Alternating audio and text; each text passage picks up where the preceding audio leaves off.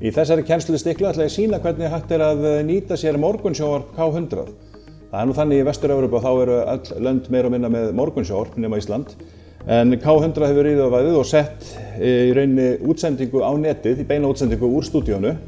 Og það mjög auðvelt að virkja það á sjónvarpið. Það sem þú þarft að gera að vera bara með síma eða snjalltæki. Það getur iPad, það getur bara hvaða snjalltæki sem tölva þess vegna.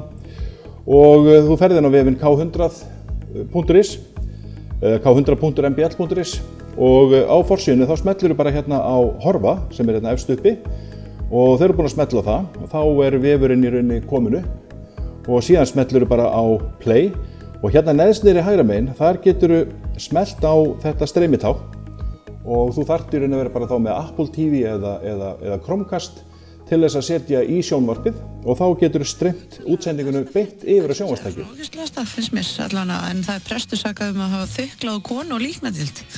Kaþólskur prestur í Texas hefur verið handtekinn og ákærður fyrir að hafa þukla á konu í líknameðferð. Já, hérna. Þegar hann las henni síðustu sakramenti. Þannig að þeir sem hafa gaman af morgunsjónvarpi þeir ættu endilega að nýta sér þessa tækni. Þetta ótrúlegt. Ég myndi alveg klappa honum.